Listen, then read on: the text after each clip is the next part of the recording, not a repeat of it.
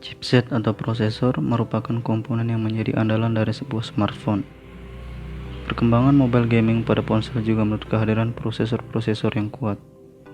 Hal tersebut bertujuan agar perangkat dapat menampung game yang lebih baik dari segmen grafis dan gameplay. Ditambah lagi tingkat konsumsi pengguna ponsel yang menuntut kinerja mumpuni bagi setiap smartphone. Tuntutan itu juga membuat kehadiran chipset semakin penting bagi sebuah perangkat.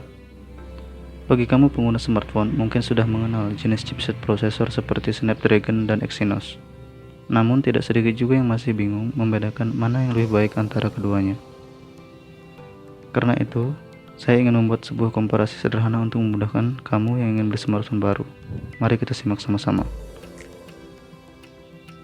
Hal pertama yang membedakan kedua chipset tersebut adalah asal pabrikan dari kedua chipset ini. Snapdragon merupakan chipset yang diproduksi oleh Qualcomm asal Amerika Serikat, sedangkan Exynos dibuat oleh Samsung yang merupakan merek dagang asal Korea Selatan. Kita tahu bahwa Qualcomm merupakan perusahaan yang memang berfokus dengan pembuatan chipset. Maka dari itu, kehadiran seri pada chipset Snapdragon lebih beragam karena dipakai oleh banyak merek dagang seperti Vivo, Oppo, dan Xiaomi.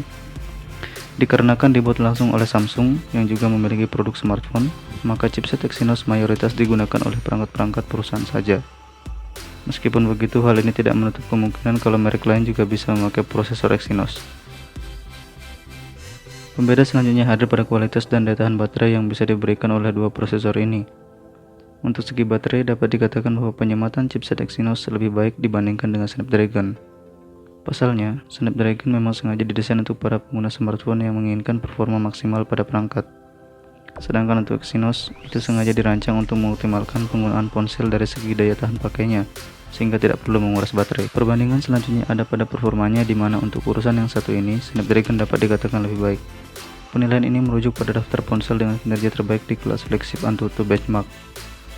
Diketahui bahwa untuk smartphone flagship terkencang di bulan tahun 2020 saja, 10 perangkat yang masuk ke dalam daftar set tersebut membawa chipset Snapdragon 865. Kendati demikian, jika dikomparasi pada single core benchmark, chipset prosesor merek Exynos masih bisa mengungguli skor milik Snapdragon. Hal itu dikarenakan chipset Exynos dikatakan mampu menghemat RAM lebih baik. Semoga informasi ini bisa membuat kamu memberikan penilaian berdasarkan kebutuhan, sebab saya melihat kalau setiap chipset prosesor memiliki keunggulannya masing-masing, tergantung dengan apa yang dicari oleh pengguna. Apakah Anda membutuhkan kinerja tinggi atau daya tahan yang kuat?